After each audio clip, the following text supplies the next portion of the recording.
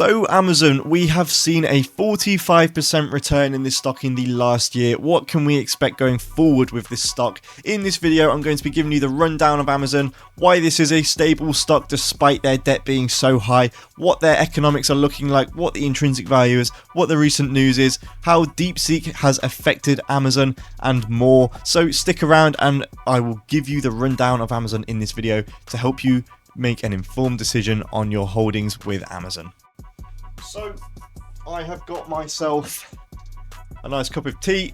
So if you were American and wondered if British people do actually drink tea, we actually do. So as I stated, we've seen a 45% return on the year through Amazon with an earnings per share currently at 4.67 and the current price being set at 234. We see an PE ratio of 50, which in my opinion is on the high side. I would actually like to see this go a bit lower if I was to buy more positions with Amazon, but we will get into their economics in a bit later of this video. So here we can see an article saying Jim Cramer's highlights Amazon, the real winners of AI sell-off. With this here, seeing that just below his lovely face here, e-commerce and cloud computing giant Amazon escaped the DeepSeek AI sell-off relatively unscathed, with its shares actually closing at 16% higher as others bled as much as 30% of their value. Part of this is due to the fact that Amazon is not a beneficiary of data center spending. In fact, if the AI training and development costs are lower, then the firm might have to spend less on AI partnerships such as those with Anthropic. Overall, Amazon ranks first on our stocks that Jim Cramer discusses along with insights on the Fed chair, blah, blah, blah, blah, blah. Basically, if you are looking for a stock that is more promising than Amazon that trades at less than 5 times earnings, then check out their report. So again, it reiterates the fact that they are currently at 5 times earnings, which for me is way too much to be buying into Amazon at. Furthermore, yesterday we saw a huge UPS basic shit show of reporting come out as a UPS breaks with Amazon to take control of its own destiny. Essentially, their stock price fell massively yesterday as their earnings report was really, really bad. With Amazon actually putting out their Q4 data on the 6th of February, that is something to put in your calendars if you do own Amazon stock. Make sure you are keeping up to date with your company's earnings reports.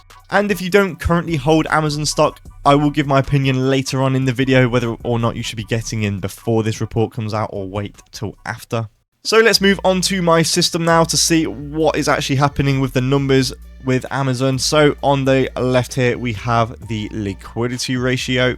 And this is not ideal for Amazon, but it does make sense if you do actually look into the company structure. But on a debt to cash basis, they are actually well below where they should be, as their liquidity ratio is 0.6. Furthermore, trend lines are projecting this to only decrease further. However, I would take that with a pinch of salt because we don't actually have data on the year of 2020, I believe that is, yeah.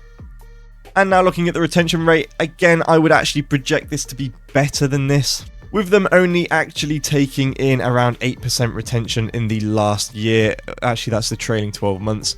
You would actually expect that to be a bit better, but of course, this is all down to Amazon's business model. When we look at our good friend ChatGPT here and ask it why are Amazon's profits so low, we get answers such as high operating costs, aggressive investment and expansion, AWS growth slowing down, e-commerce margins are thin, advertising and subscription revenue fluctuations, regulatory and legal challenges, and interest rates and economic environment. So they are all good reasons as to why Amazon is not seeing a high retention rate at the moment.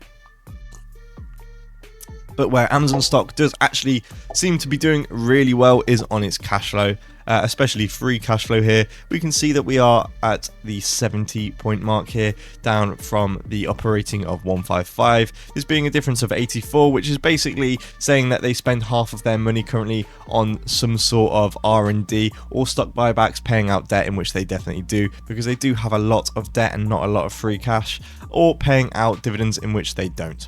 And on a 365-day exponential chart, we are well above the trend line here, which is suggesting that we are expecting to see this start to retract in the next couple of months. Don't shoot the messenger. I'm just saying what the trend lines are saying here, so don't say, oh, you're wrong in the comments. It's just what the trend lines say. And if we do look on the 91-day basis, we can see that we are actually on the trend lines, which actually counter what I just said. So we can expect it to maybe meet somewhere in the middle. So what do some of the figures say for Amazon? Well, we have a PE ratio at 50, a 52-week high of 241 and a low of 151, this being a difference of 90, with the beta rate being set at 1.16 and the current price being at 237. So what is the intrinsic value for Amazon currently? Well, if we go off of the growth rate and surprise rate here, we can see that the growth rate is suggested to be at 25% year over year, and the earnings per share is at 4.67. This gives us, when we do the calculations, an intrinsic value on the left here of $247, which is currently above where we are at $237. So that gives you a $10 price increase from the current price to intrinsic value. However, if you were to add a margin of safety at 25% onto this, you get an acceptable buy price at 185, putting this in at a current sell. And now if we look to the right, more bearish formula here, we can see the intrinsic value is set at 135, massively below where we currently are, with a margin of safety of 25%. This gives you an acceptable buy price of 101, which is proving to show that Amazon looks to be massively overvalued. If we do actually look on the mean of these two calculations here, we can see the intrinsic value is at 191, which is also well below where we currently are, and the mean acceptable buy price is of course well below where we are, of course, with the 25% margin of safety. So if I actually change that to 25%, which I've already done, we do actually see it go up to a 30%, and we are still massively overvalued according to this formula. So according to my system, it's not a stock to be buying into at the moment, and the Peter Lynch's valuation with that 30% growth rate, which is unrealistic. Realistically, they wouldn't see that.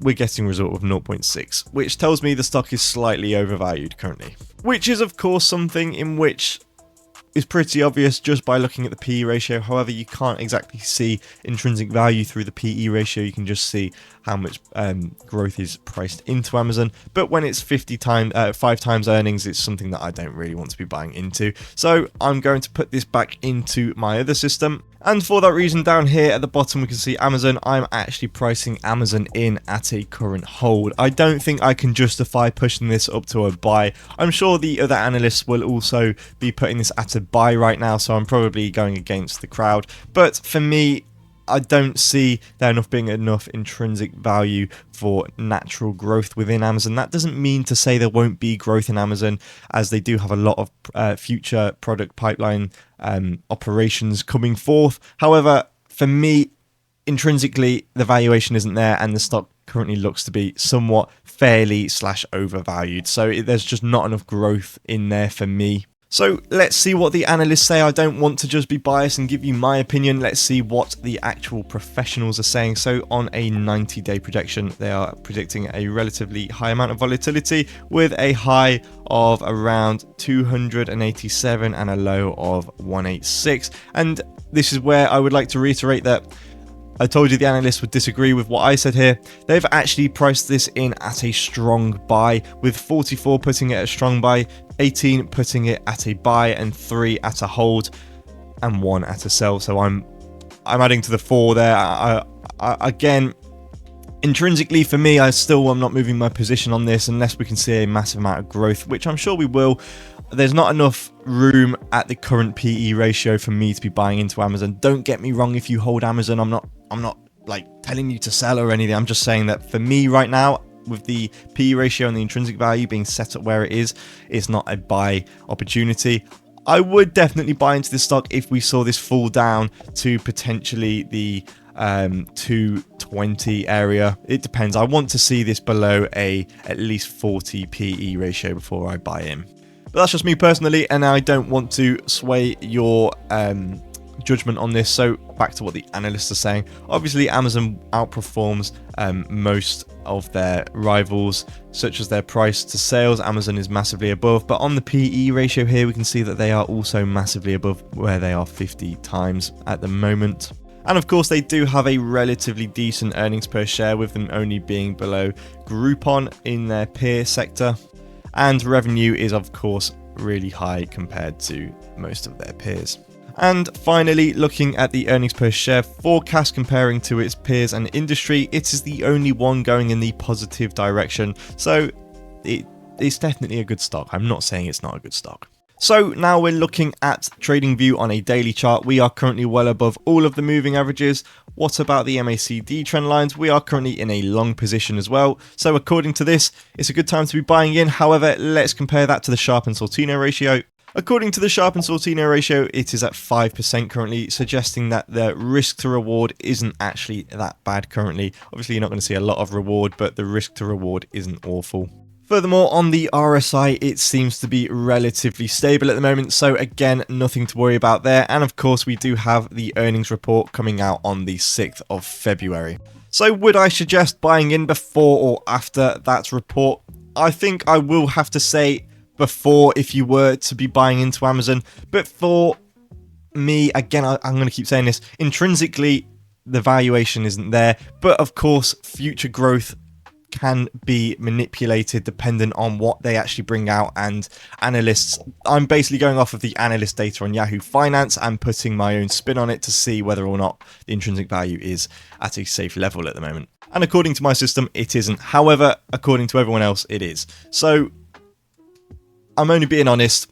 I would say if you were to buy into Amazon, I don't think it would actually be a bad investment, because I mean, we have a lot of momentum behind this stock currently. Just looking at the MACD trend lines here, we can see that it's actually avoiding since around September the bottom end of this here. So I personally can't say anything bad about that. I really can't. So momentum alone could probably prove something spectacular for Amazon stock, and with this earnings report coming out, I believe it is probably going to be a good earnings report. So if you were to buy Amazon, I would suggest buying it before the earnings report on the 6th of February. However, if you are taking a bit less risk, I would probably wait till after the fact, because I think we will see a lot of growth in Amazon regardless, just because it's Amazon. People buy Amazon. It's just how it goes.